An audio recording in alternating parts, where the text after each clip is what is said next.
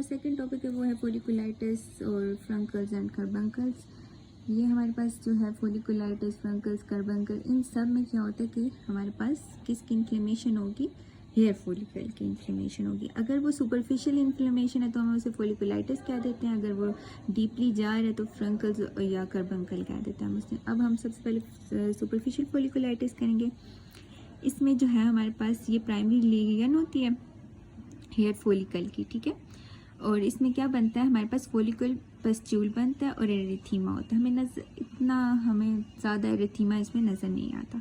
इसकी भी cause staph aureus ही है, और साथ में अगर किसी ने ट्रॉमेटिक एप्लाइशन किया तो वहाँ इन्फेक्शन हो सकता है, या जो है केमिकल इंजरी से भी इन्फेक्शन हो सकते हैं जिसमें मिनरल ऑयल्स आते हैं।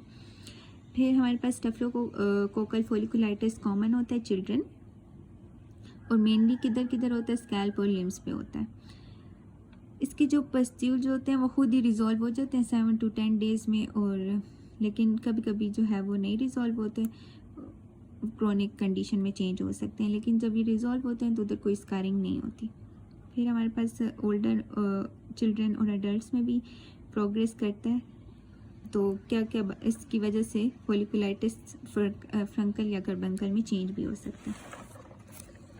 फिर आता है ये ऑफन सेल्फ लिमिटिंग है, हमें खुद ही ठीक हो जाता है 7 to 10 डेज़ में, और फिर भी हम अगर वो ठीक ना हो रहा हो तो रिस्पॉन्ड करता है, हम उसे ऊपर से साफ़ कर लेते हैं और एंटीसेप्टिक से, और फिर साथ में टॉपिकल एंटीबायोटिक लगा देते हैं जिसमें वही पोलीफेक्स आती है या मेसिट्रासिन आती है, और या जो ट्रीट करती है स्टेफ ऑरियस को वो दे देते हैं। फिर आता है डीप फोलिकुलाइटिस। डीप फोलिकुलाइटिस में हमारे पास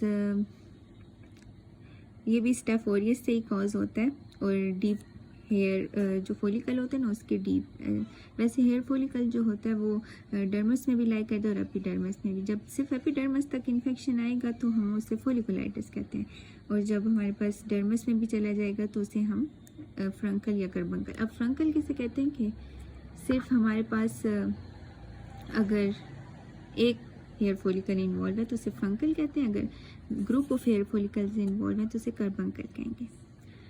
हम पढ़ते हैं फ्रंकल जो है वो स्टेफ ऑरियस से कॉज होता है, यंग अडल्ट्स और मेल्स में कॉमन है, और उन लोगों में ज़्यादा होता है जिनमें ऑलरेडी जो है इम्यूनो सप्रेशन हो, like mail nutrition, diabetes, HIV, predispose patients, लेकिन हेल्दी पीपल्स में भी हो सकता है।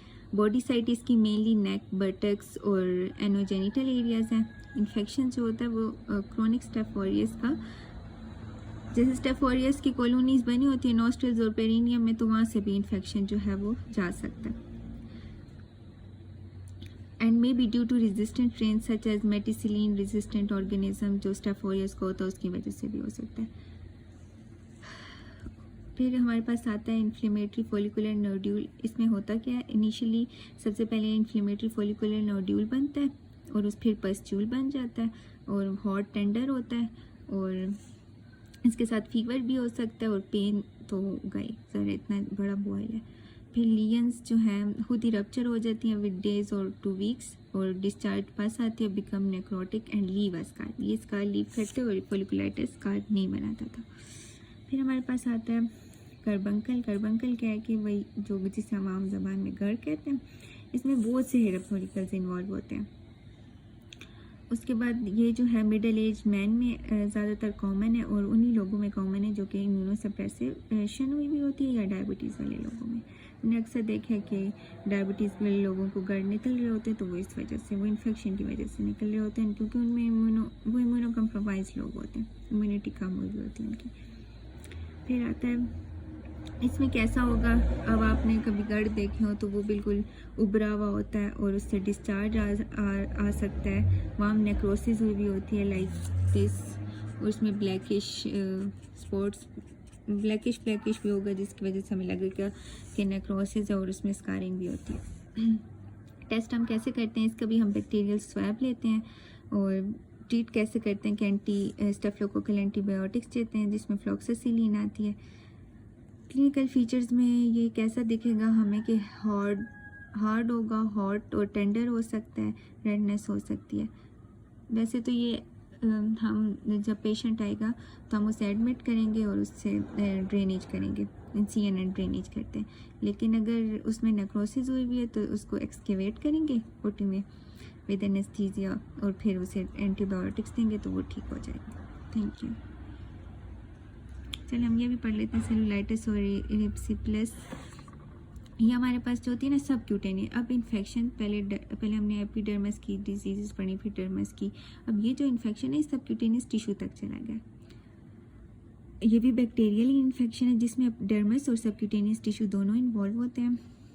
हम इन दोनों के दरमियान डिफ्रेंशिएट नहीं कर सकते क्योंकि ये मोस्ट कॉमनली एक ही बैक्टीरिया से कॉज होते हैं और एक जैसे दिखते भी हैं। तो इसमें हमारे पास क्या होता है कि कॉज क्या है, इसमें ग्रुप ए स्ट्रेप्टोकोकाई जो है वो इसकी कॉज है और जिसे हम कल्चर जो साइट होगी ना उससे कल्चर स्वैब लेके कल्चर करके हम देख सकते हैं। लेकिन यूजुअली इसके कल्चर जो है वो नेगेटिव आते हैं। जो इसका ऑर्गेनिज्म सोर्स होता है वो ईयर इन्फेक्शन से आ सकता है, वेरिकोज एक्जिमा, अल्सर और टीनिया पीडिस से आ सकता है। तो हम यूजुअली इन जगहों से स्वैब्स लेते हैं तो इसका कल्चर पॉजिटिव आता है। जो जिस जगह पे इन्फेक्शन हुआ होता है ना मोस्टली उस जगह पे पॉजिटिव नहीं होता। ये भी डायबिटीज़ और इम्यूनोसप्रेसिव लोगों में कॉमन है। इसके साथ सिस्टेमिक सिम्टम्स भी आएंगे जिसमें मेलेज होगा, फीवर होगी, लीकोसाइटोसिस होगी और स्ट्रेप्टोकोकल सीरोलॉजी कराएंगे तो वो पॉजिटिव होगी। फेस पे जो है वो जब ये इन्फेक्शन फेस पे होता है तो उसे हम एरिसिप्लस कहते हैं और जब लेग्स पे होता है तो सेलुलाइटिस कहते हैं। क्लिनिकल फीचर्स क्या आते हैं, हॉट, पेनफुल, एरिथमेटिस और एडिमेटिस होता है। ब्लिस्टरिंग होगी लेकिन कभी कभी उस हेमरेजिक भी हो सकती है, उससे खून भी आ सकता है। इसके साथ जो है रीजनल लिम्फ एडिनोपैथी कॉमन है। पहले जितने भी हम पढ़े उसमें लिम्फ एडिनोपैथी नहीं थी लेकिन इसमें कॉमन है। फिर आता है कि इरिसिप्लियस का वेल डिफाइंड एज होता है और सुपरफिशियल इन्वॉल्वमेंट होती है स्किन की। Cellulitis is typically ill defined. वो कहता है कि इरिसिप्लियस जो है वो हमारे पास उसके जो मार्जिन्स होते हैं वो वेल डिफाइन होते हैं लेकिन सेलुलाइटिस में नहीं होते। और इसमें हम ट्रीटमेंट क्या देते हैं, इसमें हम आईवी ट्रीटमेंट देते हैं। आईवी फ्लोक्सासिन देंगे, क्लैरिथ्रोमाइसिन देंगे, क्लिंडामाइसिन देंगे और वेंकोमाइसिन देंगे। जो लोग पेनिसिलिन से एलर्जिक होंगे उनके लिए वेंकोमाइसिन होती है। फिर हमारे पास जो माइल्डर केसेस होते हैं वो ओरल एंटीबायोटिक्स से ठीक भी हो जाते हैं लेकिन अगर हम इस इन्फेक्शन को ट्रीट नहीं करेंगे तो हमारे पास कॉम्प्लिकेशंस आ सकती हैं जिसमें लिम्फेडीमा हो सकता है, कैवर्नस साइनस थ्रोम्बोसिस हो सकती है और ग्लोमेरुलर नेफ्राइटिस हो सकता है। इसमें हम ट्रीटमेंट वैसे ही करते हैं, उस जगह को एंटीसेप्टिक से साफ़ करते हैं और द ग्रिप बैंडेज लगाते हैं 5 to 7 डेज़ के लिए और उस लिम्फ को एलिवेट कर देते हैं और बस। Thank you.